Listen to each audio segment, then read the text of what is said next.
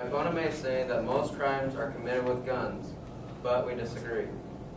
Because most crimes can also be prevented with the use of a gun that a common citizen, who just so happens to be a victim of the crime being committed, can prevent it. If a citizen has a gun, they may be able to stop and apprehend the criminal. Therefore, even though most crimes are committed with guns, most crimes can also be stopped with guns. My opponent may also say that guns should be banned because they are used irresponsibly.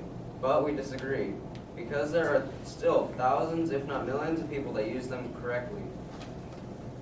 Like hunters, sportsmen, and people who use them to protect themselves and others, like police officers or even soldiers.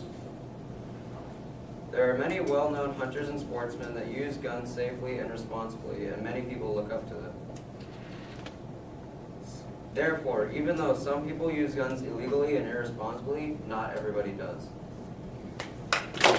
While my opponent may say that guns have caused 30,000 deaths, guns have gotten deadlier over the past 100 years, they're very easy to buy, and our country allows mass shootings. My partner and I have said that guns are a right that all citizens have. The mentally ill are the ones shooting in public places. There are still people who use guns legally, and our military and officers use guns to protect us. Citizens don't suddenly become assassins because they went out one day to buy a gun, or they received a gun. The average person doesn't just shoot someone. They have to have a bigger and better reason, like going through something very emotional. The problem isn't with the guns, the problem is with the people who use the guns. Guns can't function to their own accord. Guns take the pressure of a human's finger to pull the trigger. The guns aren't the only thing to blame, it's the people too. There's also a big problem with gun violence. There are many bad examples in our current culture today, like movies, books, etc. But if we just ignored that and didn't use them in such a lethal way, our country wouldn't be having this problem.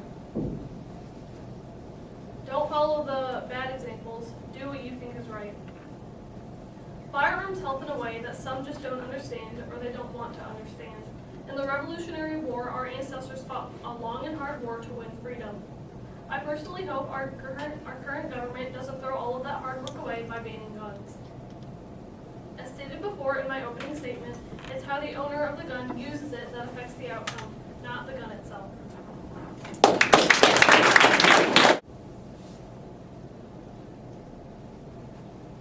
My opponent may say that a gun would be able to prevent a crime that happens with a gun, and it's as simple as that. However, if there were no guns in the first place, this situation wouldn't come up at all. Also, if it's even guns make you feel fear. If you saw somebody that you trusted immensely, your best friend or even your parent, and you saw them holding a gun, that small piece of metal loaded with bullets would make you fear for your life, no matter who they were.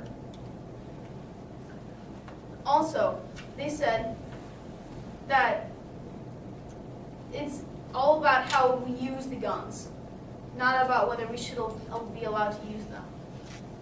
And if, as long as we don't use them in a bad way, then we shouldn't have to take them away. But we do use them in a bad way. There's so many shootings that happen, whether in movie theaters or in schools. Nobody needs to die, and guns are just an outlet that allows it.